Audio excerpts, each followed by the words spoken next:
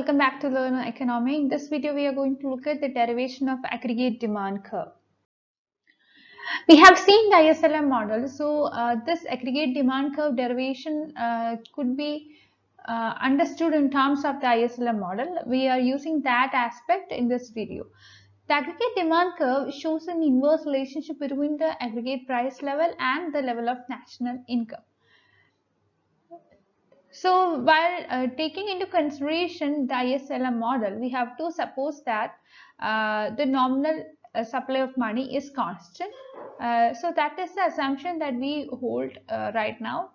And now if the price level, that is P, in the figure, you can see that in the figure, if the price level rises, then what happens is that the supply of the real money balances, that is M by P, real money balances, not the nominal money balances, the real money balances. That means that nominal money balances divided by price level, that will give you the real money balances, and this would fall when there is a rise in the price level. Okay, as a result, what happens is that the LM curve would be shifting upwards to the left. This would lead to a rise in the interest rate and a fall in the income, as you could see from this figure. When the price level rises from P0 to P1, the income level falls to Y0 to Y1. Okay, and this inverse relationship between the income and price is captured by the aggregate demand curve, as you could see from the panel B of the figure given here. You could see that aggregate demand curve is a locus of points showing the alternative combination of price level as well as income that are consistent with the general equilibrium of the good market as well as the money market. That means that the equilibrium level of interest rate and equilibrium level of income, which is shown by the intersection of IS curve as well as LM curve, that will give simultaneous equilibrium of both the good market as well as the money market. The aggregate demand curve would shift due to any event that shift the IS curve or the LM curve. Assume that the price level remains constant. Okay, for instance, if the M increases, that is if the money supply increases, then income would rise, and if P remained constant, provided that the P remain constant, this thing you have to always consider in your mind. As a result of this increase in the money supply and increase in income, aggregate demand curve will shift to right, as you could see from this figure. That means part A of the figure, that you can see this. And the converse is also true. That means that fall in the money supply would reduce income, and this would shift the aggregate demand curve to the left. Okay. Similarly, for a constant price level, if there is an increase in the government expenditure or if there is an increase in the cut in tax rate, this would shift the aggregate demand curve to the right, which is indicated by the part B of the figure.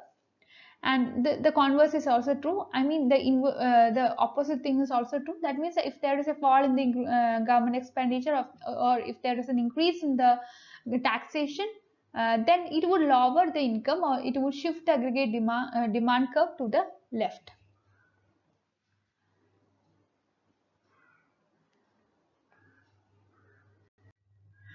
Coming to the economy in the long run, you can see that the basic ISLM model is presented on the basis of the assumption that the price level would remain fixed.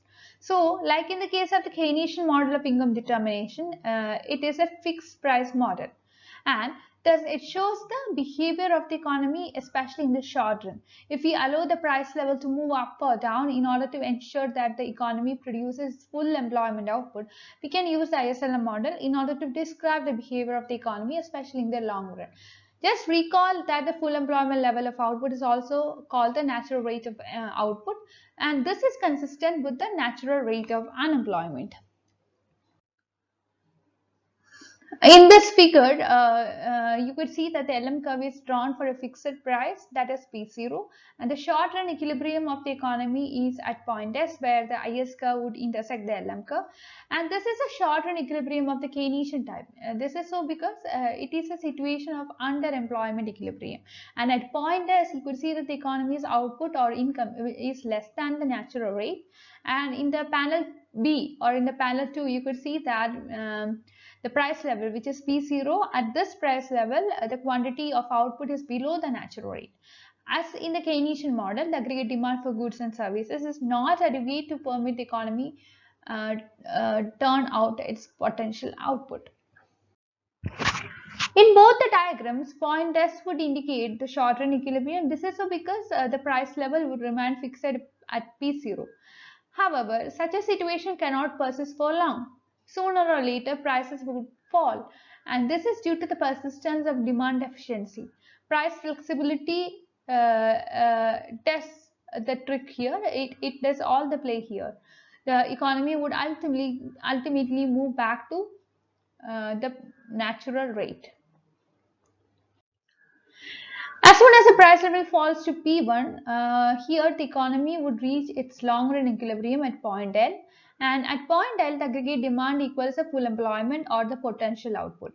If you look at the panel A of the figure, you can see that the same long-run equilibrium is achieved by shifting the LM curve to the right, and the LM curve would shift due to the fall in the P1, which in turn increases the real money balances. In both the figures, point S is a Keynesian equilibrium where P is fixed, and this point shows that output deviates from natural rate. In contrast, L is the classical equilibrium. Okay, and in the case, price flexibility ensures automatic full employment, and you can see that the Keynesian model is based on the assumption that the price level remains fixed. So output adjusts in response to changes in the aggregate level demand for goods and services. In contrast, the classical model is based on the assumption that output remains fixed at full employment level and price adjusts in response to changes in aggregate demand.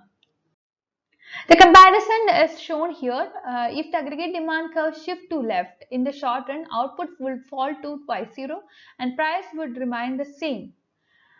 But in the long run, price P0 to P1 output remaining the falls from the same. I mean, you have to understand this difference. Thus, in the short run, price would remain fixed and output would adjust, which is known as a Keynesian adjustment mechanism. And in the long run, the economy moves from point E to L.